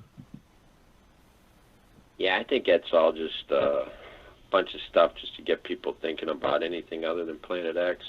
Same with Flat Earth. It's just all deception to catch the esoteric crowd, the ones that are sort of thinking outside the box a little bit. They're starting to wake up, and then they're trying to catch them up in this nonsense. I think it's just all nonsense. That's my opinion. You don't think that we were transported to another galaxy or another universe to save us at some point? Nah. 'Cause that's what it's been described to us for us.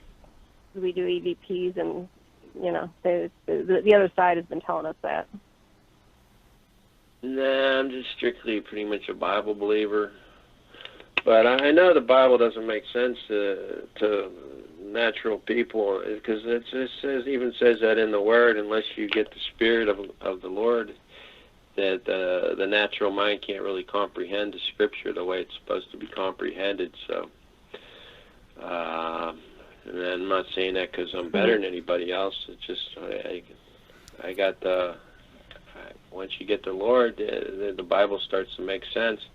And the Earth's nowhere near as old as they're trying to say it is. But I can see it being older than 6,000 years, like that Ancient Alien show shows all that stuff underwater, the civilizations, and maybe it might even go back a couple 100,000 years. But the form of humanity on the Earth then wasn't the same as what came about from the Adam and Eve thing when God created them in His image, which was His Spirit. And then when they sinned, the Holy Spirit left them. And that's why when Jesus came, when you accept Christ, then the Holy Spirit comes back. So that's how you become complete. It's like a full circle. But as far as that other stuff, string theory and all alternate universes, I just can't go there. But I've looked at it all, believe me. Who's running the show? Is it the aliens? Pardon? Is it God? Is it the universe? Is it... She asked, who's running the show? Is it the aliens, God? Who's in charge? Well, God's sovereign. I mean, he's ultimately in charge, but He's also a fair, judicial God. And when He gave Adam and Eve dominion over the earth, they had the dominion. But Satan was down here because he got tossed out of heaven. And once he deceived them, then the title went back over to him. So he actually has a legal right, and that's why he's called the God of this world. So he has some latitude as far as what he can do on this planet and in the space around it. But ultimately, God's in control. And once Jesus got crucified and went down into Hades, which hell's on one side and paradise is on the other, there's a great gulf fixed in between. And he kicked Satan's butt and took the keys of hell and death from him. Once he did that and then got resurrected, that was it. Satan knew he was done. His time is short. Now it's just a matter of letting it all play out and seeing how as many people choose the Lord or don't. And once the age of grace comes to an end, which is going to be soon with this Nibiru thing, because in my opinion, that's going to trigger the sixth seal in Revelation, which talks about the sun going dark, moon going blood red, great earthquake, sky getting rolled up like a scroll. And there's supposed to be like a pole shift when this thing gets close enough, when it latches onto us with this electromagnetic influence. The earth rolls, the sky's going to look like it's being rolled up like a scroll. And then it talks about the elites hiding underground, and they get their underground bases all built. So sardine cans, that's what that's going to be, sardine cans. If something like this happens, I don't care where you are, I don't care how much survival you've done, I go back again because the black cloud of it all, and that's those nuclear power plants. Good luck surviving with that. I don't want to be stuck underground, and I certainly don't want to die of a slow cancer. So I hope that if it comes, I hope the Anunnaki jump right off it and stab me to death. And let's just get it over with. I'm gonna have a nice, they're not going to survive. It nice says right there in night. Revelation they won't survive.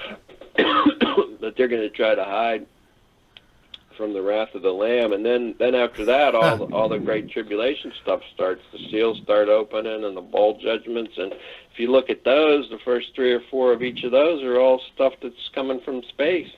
It's going to be associated with this Nibiru Nemesis system. So read Revelation sometime. Get freaked out.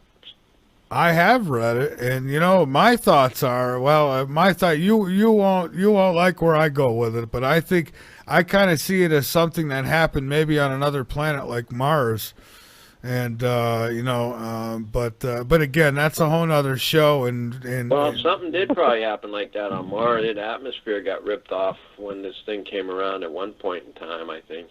Yeah, it's a good possibility. Anything like else, Kim? No, that's all. Thank you. Kim? All right, thank you so much for the call.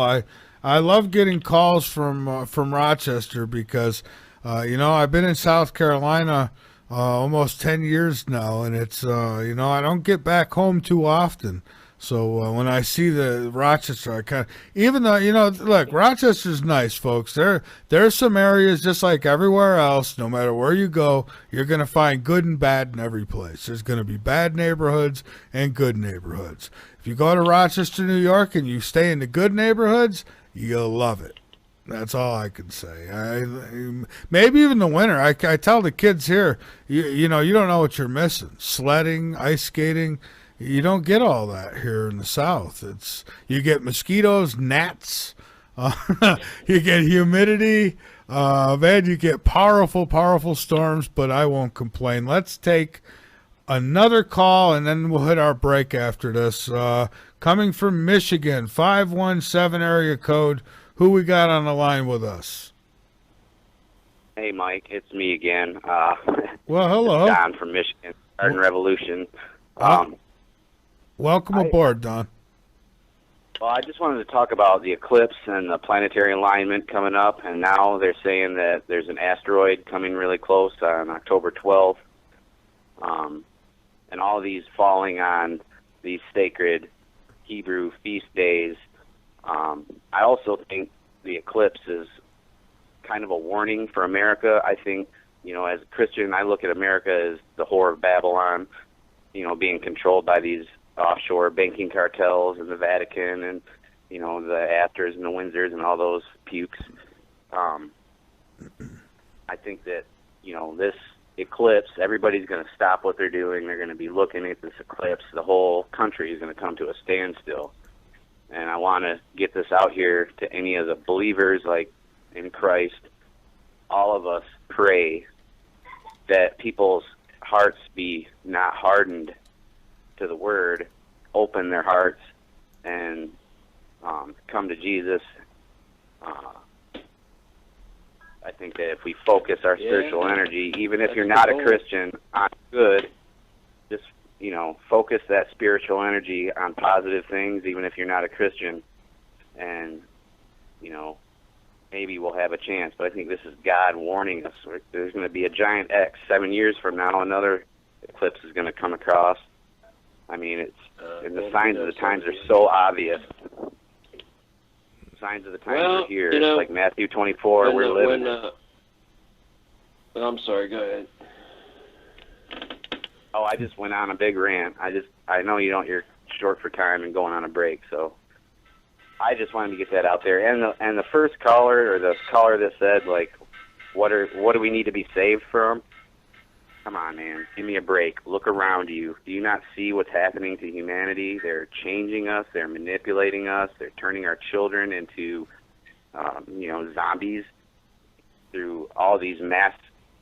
Well, right, but I think what he was saying is that, just because, you've gone through, whatever it is you do and you get saved, I guess his point, I don't think it meant, like, what do we need to be saved from? We'd all love to be saved from all the hell that's happening, but I don't think that's how he meant it. I think he meant, how are you going to escape it by being saved? Life is a test.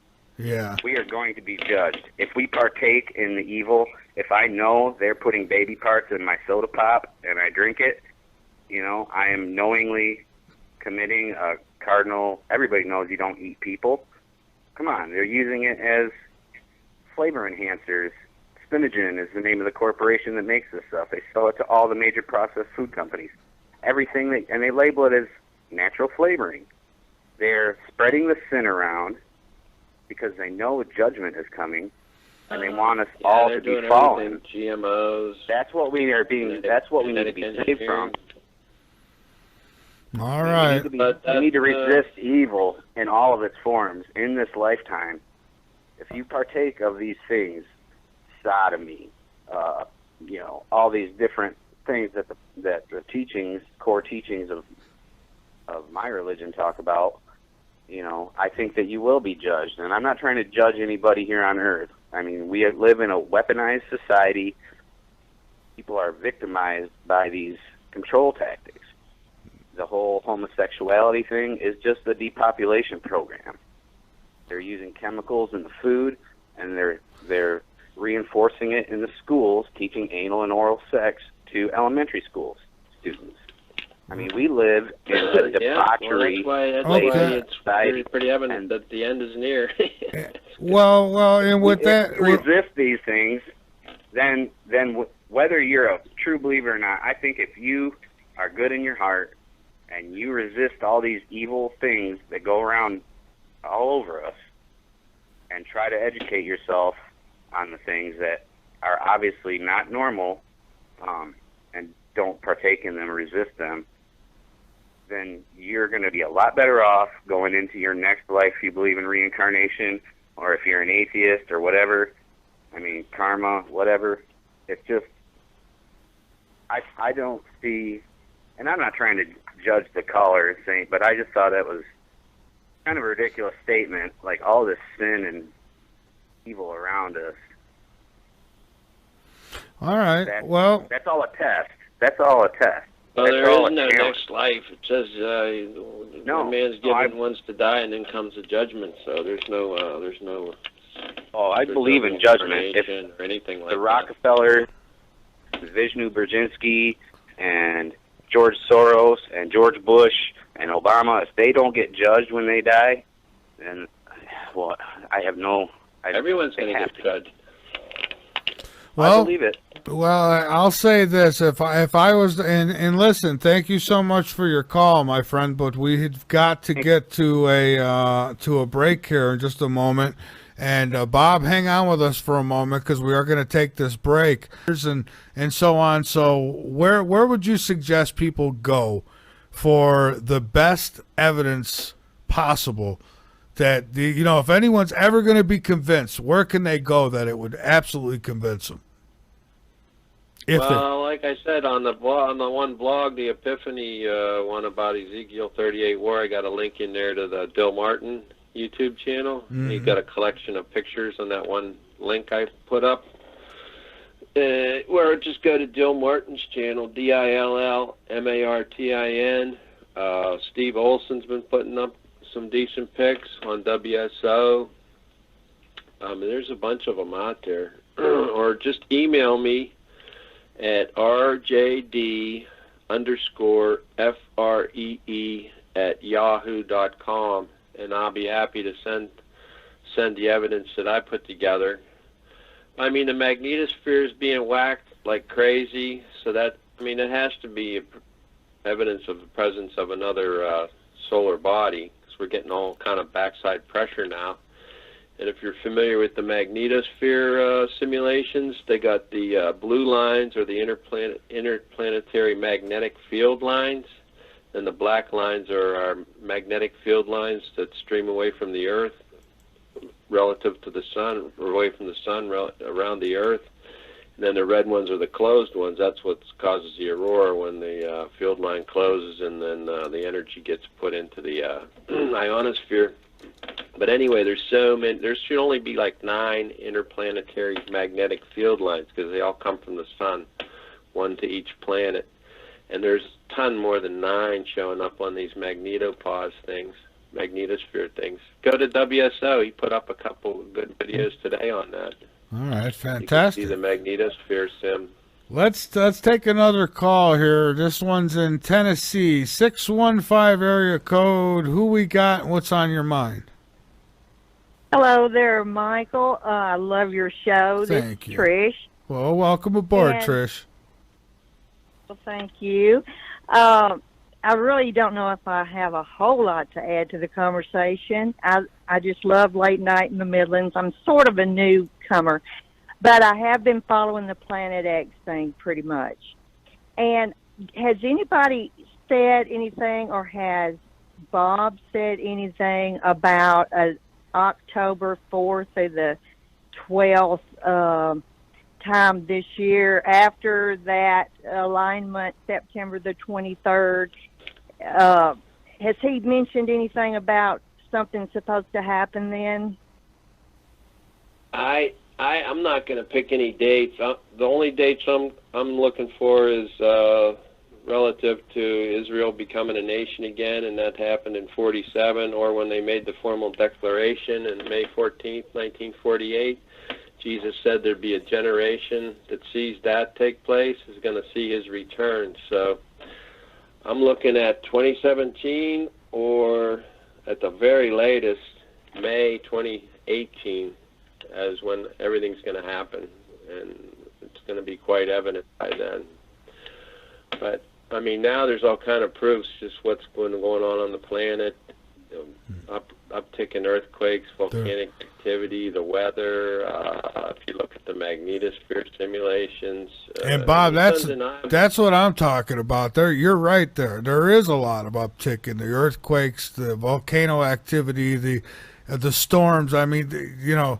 You're right. There is. And so for me, it's like, I think most people can admit, or at least agree, that these weird, strange things are going on. They're happening. I guess what everyone can agree on is what's causing them. So, at least if we could come to an agreement that, hey, these things are happening. It's not fear-mongering. Well, if you look at the space weather charts, and I sent you that picture from the Core 2 thing, I guess you didn't get a chance to put it up. But, I forgot all about it. I'm sorry. I'll go over and look now. If you put that up, it'll show 3 large planetary bodies right out there in front of the sun. And then a big debris field to the left of that, and the Earth's in a clockwise revolution around the sun, so we're heading right toward it. We're heading right toward it all. And you look at all the space weather stuff, the magnetosphere got reversed twice for sure that I know of, once in 2012 March and once in April 2016. That's been being shredded almost daily now. Now these are videos you sent me, right? Yeah, I sent you one on Core 2. Okay, yeah, I've got those, but let's see. Now, if I put those up, I'm not going to get hit with some of the things. Are going to say, "Hey, you stole my video," right? Is this? I don't think. You never know. They'll. Let's see who put that one up. I think it was UFO channel. I'll tell you. I'll tell you what I'll do. Street Cap 1. He likes to do UFOs. But if you go on Street Cap 1's channel, yeah, I'm gonna put the link up right now there for everybody. I'll put the link in the chat rooms for everyone, and then they could go look at it. And moderators, if you wouldn't mind, would you please take the link for that video I just shared in latenightinthe-midlands.com and put that in YouTube, because I can't right now. It's a separate computer, so. But now what you're looking at, you see he's got a shot of the sun. And it's like I think 15-minute intervals on these shots from the satellite. It's from the they're saying it's from the stereo ahead Core 2 satellite, which would put it behind the sun relative to Earth. But my contention is, and I put this out with some knowledgeable people, and all I get is deafening silence on it. So I think I'm pretty much right on my assumption that this isn't the stereo ahead Core 2 satellite, it's the stereo behind Core 2 satellite, which would put this thing between the Earth and the sun. What we're looking at on this video, it's only a minute 24-second video. There's 3 large, looks like planets. Earth would be a little bit to the right of that. And then to the left of these planets is like a huge cloud-looking thing, and I'm thinking that's the debris field from Nibiru, the Nemesis Nibiru system. I don't know what else it could be. If you go to livemeteors.com or one of those sites, they tracking the meteors when they hit the atmosphere, and there's like sometimes there's 100 an hour or more. So we're heading into some kind of a debris field. Yeah, I'm looking at it right now, and it's interesting, and I'm going to check it out more after the show. You know, a lot of times if I get this stuff set up before the show, it's better, so I don't have to figure things out while I'm on the air. But I did put the link in the chat room so people can go check it out. There's definitely something there. I mean, now there are those who are going to say, how do we know it's not Photoshop? Well, I don't know. Well, that's from NASA. They wouldn't put something out there that was. Well, somebody could have took. Usually they try to hide this stuff. You know what I mean? But this one leaked through somehow. Right. Plus, they're saying it's from the ahead satellite, not the behind. So even if that's probably why they weren't too concerned about it. Because if you make the assumption that that's actually a real photograph, then that's still way on the other side of the sun relative to the Earth, like maybe 180 million miles away, because the sun's supposed to be like 93 million miles away from the Earth, something like that, 1 astronomical unit. So that's why they probably didn't sweat it too much. But I posed the question to, I don't want to name any names, but these are guys that are big Nibiru people, but I think they're still disinfo agents, in my opinion, and they wouldn't even comment on what I said. They didn't tell me I was wrong. They didn't say nothing. They just like let the thing lay.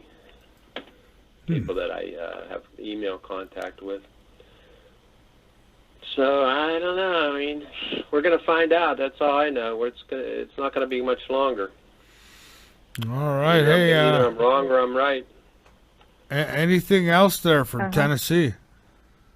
Well, yeah, I do remember, and I don't know, Michael, if you're old enough to remember, but in 1983, when the news about this planetary system was in the news, I remember that. They talked about Yeah, it. It Planet was X. not.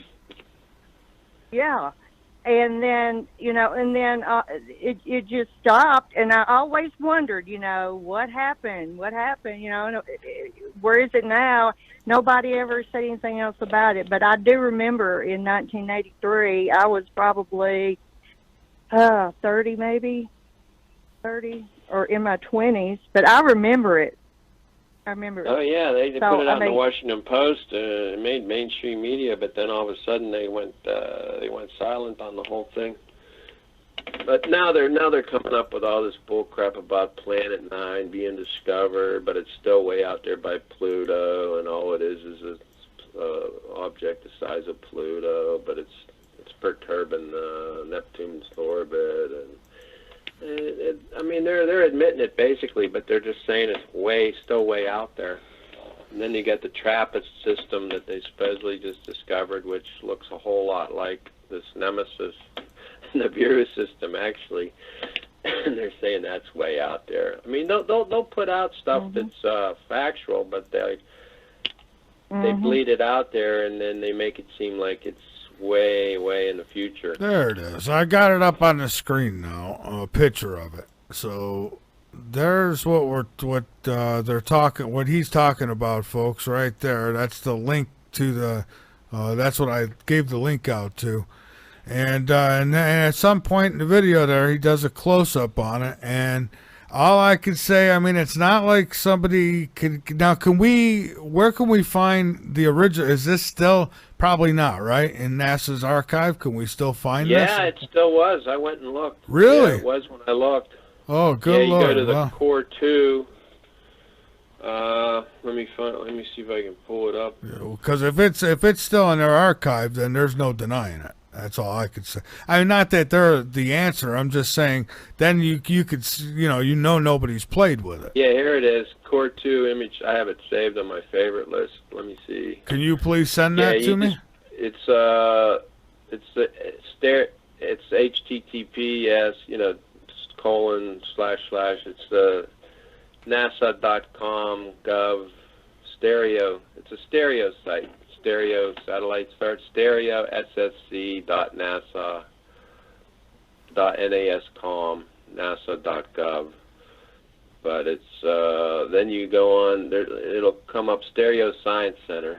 That's probably all you got to do is Google Stereo Science Center, and then it comes up with a list of search for stereo images, and then you just click on the Core 2 ahead image.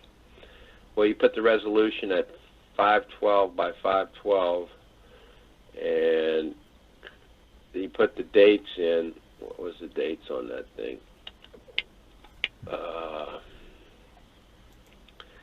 Does it show the dates on the vid?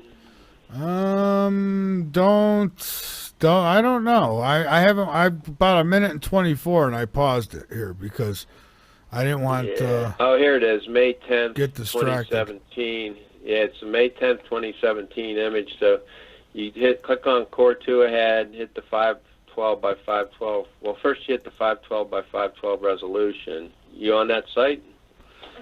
No, I'm not on the site. But if you could, when you get a chance, email me the link. That would be great. And yeah, I could send it over. And then you put the start dates in. You put the whole year, 2017. 0510, and then you just the end date's the same, 2017 0510, and then you just hit search. It should come up. Hit Core 2 ahead, search. Okay, so now I'm on that date. Then you just got to scroll down. I think it was at 1300 something was when that frame came up. Let me see if it's still there. Okay. 13. Yeah, there it is. 2017 510 1324. That's the time, and there's the image. Still there. Then if you click down, the next image is 1309. You still see a little bit of something. You can still see the debris field, but you don't see the debris because I want to go back and I want to get the time and the date. In this way, I could send the time, the date, and the picture over to a couple trusted people, and and have them rule out anything else. And that's the best way to do it, I think, is, find out what's there. I'll send you the link. Let me email it right now. I'll put the time on there, 13:09:24. So let's see if it comes. Let's see if it'll come up with the actual link with the date and everything. Or it might just come up with a search link. Okay. Probably that's what it's going to be. But I'll put the time, the date, 2017-0510 at 13. What was it? 13:24. Yeah, 13:24. They have like 15-minute increments on these things. 13:24. Okay, I'll send this over, and if, like I said, if it's probably just going to take you to the front page. So you got to select the resolution. Want me to put all that on there? 512 by 512. The easier you make it for me, the happier I'll be. Okay, yeah, I'll do that for you. I appreciate it, because then at least, that's how the best way to do it, confirm things and make sure there's no mistakes, and the picture looks awful interesting. I want to know what those are. Yeah, I checked it out before I send it to my email contacts, because I don't want to send anything that's erroneous, Well, yeah, I hear you. But listen, we're getting down on time here. So our caller, if you have anything else you want to get out, now's the time to do it. And I do thank you for your call. Oh, well. And your kind words. I could talk. Oh, well, it's been good talking with you. I appreciate you taking my call, and we all just need to pray a lot, I think, and so that. And one good thing, you got to think too that our Earth does have some sort of a protection around it, with, the Van Allen belt and the magnetic field and things like that. So it may not be as bad as we perceive that it could be. True. And so that's what I'm going to leave. All right. Well, listen, thank you again for your call, and thank you for listening, and I'm glad we have you as a listener. And so until next time, thank you in Tennessee. I love Tennessee. I've been there probably about 7-8 times. Anyhow, Bob, what I'd like to do is over at 12, huh? Yeah, we're done at 12. So what I'd like to do is give you the floor to get out anything that you'd like, and then I'll tell you what, I'll follow up with this. I'll look at the information you send me, and maybe we can bring you back for, even if not for a full show, and we could talk about those pictures. Yeah, and maybe try to get Jeff B on or something. Sure. I can send you his email link if you want. Yeah, that would be great, and by all means, use this last minute or two to get out any information you want, because the clock is ticking quick. Well, all I could say is it seems like a lot of people wanted evidence and pictures and all that, and if they email me, I'd be happy to send it to them. You saved the best for last there, Bob. Yeah. Well, I tried to put it out there earlier, remember? Yes, you did. But anyway, yeah, email me. I got a ton of evidence. RJD_FREE@yahoo.com. Or if you want to be up on the latest stuff that I post on Twitter, go to my Twitter page at Robert Dunn, DUNN7. I post stuff up there on every day. And check out the blog. I've got about 15 blog entries in there that pretty much sums up what's going on, and there's links to pictures and everything else in some of the blog sites. All right. That's about it, and God bless everyone. And when it gets too real, all I'm saying is you have an out. So if you're led to do so, call upon the name of the Lord with your heart, and you'll get snatched up out of here, and you'll get saved. Because you don't want to spend eternity in that other place. All right. That's the key, man. Have an eternal perspective. Don't be so much focused on not the here and now, because eternity's forever. All right, Bob. Well, listen, we've got to run. We are out of time. I apologize. I'm not trying to cut you off, but I've got to go. And God bless you, too. God bless everyone listening. God bless Katie and Daryl. It's not a bad word. Absolutely. I do believe in a God. I do believe in that energy. Some people call it love. Call it what you will. There's good and bad to everything, even love. Love has its ups and downs. I don't care what anyone says. So with that, folks, keep your eyes posted to the sky. You never know what you might see. Thank you for listening to the first hour of Late Night in the Midlands. To finish listening to this episode, go to lnmradionetwork.com and become a subscriber. Becoming a subscriber is easy. There is a link on every page to take you to the subscription page. The cost is low, and you would be supporting Late Night in the Midlands and all of our efforts to bring you the truth. Again, go to lnmradionetwork.com, click on the subscribe button, and you can finish listening to this episode as well as all of the other shows that are in our archives.